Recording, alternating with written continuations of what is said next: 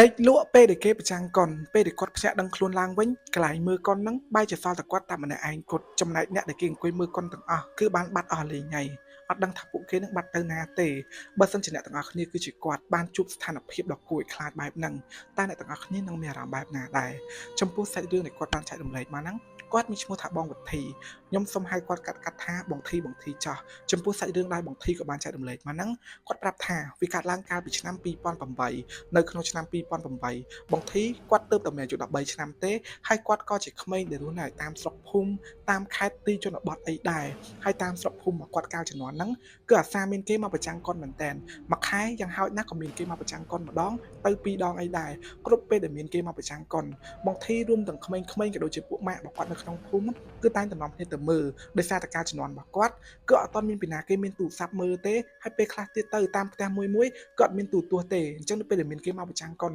់ម្នាក់គឺនាំគ្នាសម្រុកទៅមើលហើយកន្លែងដែលគេប្រចាំងកុនណាពេលខ្លះគឺគេធ្វើនៅវត្តពេលខ្លះទៅក៏គេធ្វើនៅក្នុងសាលាបើមិនអញ្ចឹងទេធ្វើនៅដីទុកចោលអញ្ចឹងទៅប៉ុន្តែគឺអត់ធ្វើឆ្ងាយពីភូមិទេគឺធ្វើក្នុងភូមិរបស់គាត់នឹងឯងនៅក្នុងយប់ម៉ោងប្រហែលជាខ្ទង់8យប់ក្រោយពេលដែលបងវុធីគាត់ញ៉ាំបាយជាមួយនឹងប៉ាម៉ាក់របស់គាត់រួចគាត់ក៏រៀបឡើងទៅលើផ្ទះដើម្បីដេកចៃដោយសារតែគាត់អត់ដឹងទេថាក្នុងយប់ហ្នឹងគឺមានគេប្រចាំងកុនគាត់រៀបឡើងទៅលើផ្ទះដេកហើយក៏ស្រាប់តែពួកម៉ាក់របស់គាត់កាន់ពិលម្នាក់មួយមករត់មកមុខផ្ទះរបស់គាត់រួចស្រែកហៅគាត់ថាអាធីមានគេប្រចាំងកុនមកទៅមើលគេប្រចាំងកុនអញ្ចឹងបងវុធីនៅពេលដែលគាត់ឮអញ្ចឹងទាំងអស់គ្នាគាត់ទាញពិលរត់ចុះពីលើផ្ទះសម្ដៅទៅរកពួកម៉ាក់របស់គាត់ក៏បានសុំពួកម៉ាក់អត់សុំម៉ាក់គាត់អីសុំអីបានតិចដោយសារតែគាត់ដឹងថាប៉ាម៉ាក់របស់គាត់នៅពេលដឹងថាគាត់ទៅមើលកុនក៏ដែរគាត់ទីគឺឲ្យទៅហើយចឹងទៅពេលគាត់រត់ទៅដល់ពួកម៉ាក់របស់គាត់សួរថាគេប្រចាំងកុននៅណាពួកម៉ាក់របស់គាត់ក៏ថាគេប្រចាំងកុននៅក្នុងសាលាដែលពួកគាត់រៀនហើយសាលាហ្នឹងគឺជាអនុវិទ្យាល័យទាំងអស់គ្នាអនុវិទ្យាល័យដែលគាត់រៀនរាល់ថ្ងៃហ្នឹងឯងអញ្ចឹងបងវុធីគាត់អត់សូវសានច្រើនទេគាត់ក៏បើកពិលឲ្យដើរទៅមួយពួកម៉ាក់របស់គាត់អញ្ចឹងទៅសាលាហ្នឹងនៅឆ្ងាយពីផ្ទះបងវុធីប្រហែលជាខ្ទង់2គីឡូទៅ2គីឡូកន្លះអីហ្នឹងឯងគាត់ក៏រៀងភ្លេចកន្លែងហ្នឹងដែរអញ្ចឹងគាត់ក៏ដើរទៅនៅពេលដែលពួកគាត់ដើរទៅគាត់ប្រឡាត់គ្នាទៅមកទៅអត់ក្មេងៗអញ្ចឹងណាប្រឡាត់ថាខ្មោចលងខ្មោចនេះខ្មោចនោះអញ្ចឹងទៅអញ្ចឹងក៏រត់ប្រសាទពេញផ្លូវហ្នឹងឯងអញ្ចឹងពេលរត់ទៅដល់សាលាដែលគាត់រៀនទាំងអស់គ្នាក៏ឃើញថាមានគេកំពុងតែប្រចាំងកុនមែនហើយមានមនុស្សហ្នឹងអង្គុយមើលរៀងច្រើនដែរអញ្ចឹងបងវុធីពេលហ្នឹងគាត់ជាមួយនឹងពួកម៉ាក់របស់គាត់ចូលលុយគ្នាម្នាក់200ម្នាក់300ដើម្បីទិញអំពៅសាងទិញនំទិញហូបអីចឹងទៅបើជំនាន់យើងឥឡូវគឺហូប popcorn ជាមួយកូកាប៉ុន្តែជំនាន់របស់គាត់គឺរបៀបថាហូបអំពៅសាងអីហ្នឹងឯងអញ្ចឹងពេលទិញអំពៅសាងទីអីរួចនេះពួកគាត់ក៏ដើរទៅអង្គុយមើលគេប្រចាំងកុនហើយកន្លែងនេះគាត់អង្គុយពេលហ្នឹងគឺនៅរៀងឆ្ងាយពីគេដែរពួកគាត់អង្គុយ3នាក់ហើយរឿងដែលគេចាក់នៅពេលហ្នឹងទាំងអស់គ្នាគឺគេចាក់បានពាក់កណ្ដាលហើយគឺជារឿងតិនហ្វីអញ្ចឹងពួកគាត់មើលអញ្ចឹងណាមើលរហូតដល់ចប់រឿងទី1ចូលដល់រឿងទី2ប្រហែលជាខ្ទង់ម៉ោង9ជាងគឺចាប់ផ្ដើមគេចាក់រឿងខ្មោចហើយរឿងខ្មោចខ្មែរអញ្ចឹងបងវុធីគាត់មួយពួកម៉ាក់គាត់ក៏បន្តអង្គុយមើលទៀតអីទៀតអញ្ចឹងទៅប៉ុន្តែបងវុធីពេលហ្នឹងគឺគាត់របៀបថាអង្គុយដេកខ្លាំងមែនតើអ្នកនរគ្នាគាត់ក៏ក្រោកទៅលុបមុខហើយក្រោកទៅនោមអញ្ចឹងណាប៉ុន្តែគាត់ថាពេលហ្នឹងប៉ាវ៉ែនៅក្នុងសាលាគឺស្ងាត់មែនតើនៅសល់តែកន្លែងដែលគេមើលកនហ្នឹងទេចាប់ផ្ដើមមនុស្សដើរទៅផ្ទះវិញមួយហីនៅសល់ពេលហ្នឹងសល់អារឿងទី2ហ្នឹងគឺសល់គ្នាយ៉ាងហោចណាអាចថាខ្ទង់30នាក់អីហ្នឹងឯងអញ្ចឹងគាត់លុបមុខជូននំរួចគាត់ដើរមកអង្គុយវិញប៉ុន្តែម្ដងហ្នឹងបងវុធីគាត់អត់ទៅអង្គុយកន្លែងចិត្តពួកម៉ាក់គាត់ហ្នឹងទេគាត់ទៅអង្គុយក្រោយពួកម៉ាក់គាត់ឆ្ងាយពីពួកម៉ាក់គាត់ប្រហែលជាខ្ទង់អាច7ទៅ8ម៉ែត្រអីហ្នឹងឯងហើយកន្លែងនេះគឺសួនដែលគេមានរបៀបថាអាកម្ពស់មកល្មមដែលអាចបាំងខ្លួនគាត់បានណាគាត់ក៏អង្គុយហ្នឹងហើយពេលគាត់អង្គុយហ្នឹងគាត់វាទន់ភ្នែកទៅគាត់ក៏ដេកទៅលើដីហ្នឹងហ្មងទាំងអស់គ្នាពេលហ្នឹងគាត់ថាគាត់ខ្លាចពួកខ្លាចក្អែបអីទេអាងុយដេកគឺដេកយកហ្មងទាំងអស់គ្នាគាត់ដេកកាយដៃនៅពេលគាត់ដេកហ្នឹងគឺដេកលក់ទៅបាត់ដំបងនៅពេលគាត់ដេកដំបងមកគឺលឺសលេងគេស្រែកគេអីដោយសារតែគេមើលរឿងខ្មោចអញ្ចឹងណាចឹងនៅពេលគាត់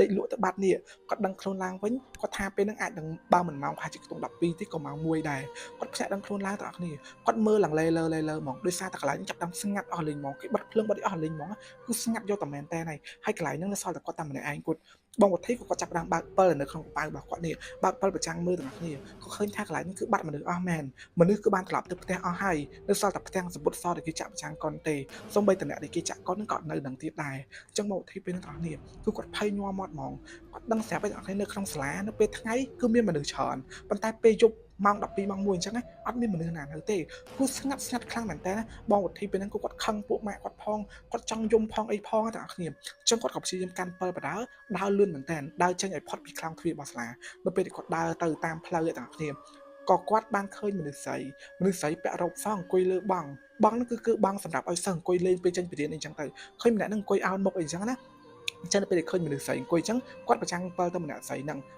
ាកមើលគាត់ហើយម្នាក់ស្រីហ្នឹងគឺតម្លាក់សក់ហើយទឹកមុខគឺធម្មតាទេងាកមើលមុខគាត់វិញអញ្ចឹងណាអញ្ចឹងគាត់សួរថាបងមួយថ្ងៃទៅផ្ទះអត់ទៅមួយខ្ញុំខ្លាចខ្មោចទៅមួយខ្ញុំទៅ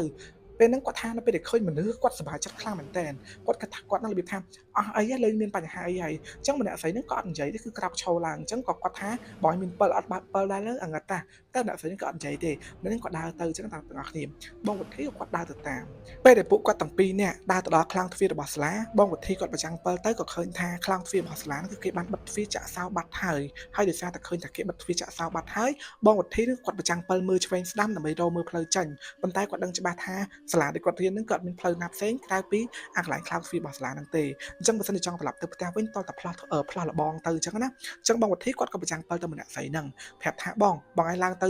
កន្លែងលបងហ្នឹងឡើងទៅឲ្យផ្លាស់ទៅមុននៅចាំពេលបងឲ្យផ្លាស់ឲ្យកាន់7ឲ្យខ្ញុំម្ដងខ្ញុំផ្លាស់ទៅតាមក្រោយម្នាក់ស្រីហ្នឹងក៏អត់និយាយច្រើនដែរទាំងអស់គ្នាម្នាក់ស្រីហ្នឹងគាត់ដើរសំដៅទៅកន្លែងទ្វារលបងរបស់សាលាដើរនៅទៅជិតកន្លែងលបងសាលារួចម្នាក់ស្រីហ្នឹងក៏បានឡើងទៅលើលបងនៅពេលឡើងទៅលើលបងទាំងអស់គ្នាម្នាក់ស្រីហ្នឹងឈរស្កប់នៅលើលបងហ្នឹងហ្មងហើយងាកមកមើលគាត់ថាពេលហ្នឹងខ្យល់បក់ទៅមកឲ្យគាត់ប្រចាំង7មើលម្នាក់ស្រីហ្នឹងបែបឆ្ងល់ថាចេះមិនបានម្នាក់ស្រីហ្នឹងអត់ព្រមលោតទៅនៅមើលអីគេអញ្ចឹងម្នាក់ស្រីនៅឈរទាំងអស់គ្នាប៉ុន្តែនៅពេលហ្នឹងខ្យល់បក់ទៅមកគាត់ឃើញច្បាស់ថាម្នាក់ស្រីហ្នឹងគឺអត់មានជើងទេទាំងអស់គ្នារោបម្នាក់ស្រីហ្នឹងវែងណាធ្វើប៉ុន្តែនៅពេលដែលខ្យល់បក់ទៅមកបែរចាត់ឃើញជើងម្នាក់ស្រីហ្នឹងអញ្ចឹងបងវិធីគាត់គិតថាពេលហ្នឹងប្រហែលជាគាត់ស្វាងភ្នែកឬក៏កន្លែងហ្នឹងវារៀងអាងឹតពេកពេលរបស់គាត់មើលមិនសូវច្បាស់ឲ្យគាត់នឹងយល់ច្រឡំខ្លួនឯងអញ្ចឹងណាអញ្ចឹងគាត់ក៏ស្រែកទៅម្នាក់ស្រីហ្នឹងថាបងថ្ងៃលោតទៅបងផ្លាស់ទៅចាំកាន់7ឲ្យខ្ញុំម្នាក់ស្រីហ្នឹងក៏ងាកមកមើលគាត់រួចថាចេះអញទៅហើយនៅពេលដែលស្រែកថាអញទៅហើយហ្នឹងម្នាក់ស្រីហ្នឹងលោតទៅហ្មងទាំងអស់គ្នាលោតទៅអាមកចំហៀងទៀតហ្នឹងលោតទៅហ្មងនៅពេលលោតទៅបាត់អញ្ចឹងបងវិធីក៏គាត់ស្ងាត់មនុស្សអត់ឮសំឡេងម្នាក់ស្រីហ្នឹងនិយាយទាំងអស់អត់ស្រែកហៅឲ្យគាត់តម្លាក់7ទៅគឺអត់មានទេគឺបាត់ឆឹងហ្មងចឹងនៅពេលបាត់សំឡេងម្នាក់ស្រីហ្នឹងឆឹងអញ្ចឹងគាត់ក៏របៀបថាតោងមួយលបងប្រចាំង7ទៅកន្លែងម្នាក់ហ្នឹងលោតទៅខាងក្រៅនៅពេលប្រចាំង7ទៅខាងក្រៅទាំងអស់គ្នានៅខាងក្រៅអត់មានអីទេអត់មានមនុស្សអត់មានស្អីសំបីតែម្នាក់ហើយអត់មានសំបីតែដានជើងមនុស្សលោតទៅអត់មានសោះហ្មងណាអញ្ចឹងបងវិធីពេលហ្នឹងគាត់ចាប់ផ្ដើមដឹងច្បាស់ហើយថាអីគាត់បានឃើញហ្នឹងវាមិនមែនជាមនុស្សទេអត់មិនមែនជាមនុស្សដាច់ខាតហ្មងចាំបងវិធីពេលហ្នឹងគាត់សឹងតែយំមកទាំងអស់គ្នាប៉ុន្តែគាត់លេចនោមមកហើយខោរបស់គាត់គឺប្រឡាក់ស្រាទឹកនោមគាត់ក៏ចាប់ផ្ដើមផ្លាស់តាមលបងចេញទៅដែរហើយនៅពេលគាត់ផ្លាស់ទៅផុតភ្លាមទាំងអស់គ្នាគាត់រត់បាត់ជើងសោរត់អត់មានងាកក្រោយទេគឺរត់ទៅហ្មងរត់រហូតដល់ផ្ទះទាំងអស់គ្នារត់ទៅដល់ផ្ទះភ្លាមគាត់គោះទ្វារផ្ទះប៉ាំងគោះបដាស្រែកយំបដាអញ្ចឹងម៉ាក់របស់គាត់ពេលហ្នឹងគឺបើកទ្វារចេញមកទៅក៏ឲ្យគាត់ចូលផ្ទះចូលអីអញ្ចឹងគាត់ម៉ាក់គាត់ស្ដីឲ្យទៀតថាញីហែងទៅមើលកូនដល់ម៉ោងចឹក1មកឲ្យបានត្រឡប់មកផ្ទះវិញហើយអញ្ចឹងទៅវាយរបៀបអញ្ចឹងណាអញ្ចឹងពេលហ្នឹងគាត់ថាគាត់ជប់ខ្មោចគាត់ជប់អីអញ្ចឹងទៅប៉ុន្តែម៉ាក់របស់គាត់ជឿទេគិតថាគាត់នឹងធ្វើនិយាយជាលេសដើម្បីកុំឲ្យគាត់វាយអីអញ្ចឹងទាំងអស់គ្នាអញ្ចឹងទាំងអស់គ្នានឹងមិនអត់ម្លងបាន2ថ្ងៃបងឧទាហរណ៍បានទៅសាលាទេដោយសារតែគាត់នឹងគឺធ្លាក់ខ្លួនឈឺ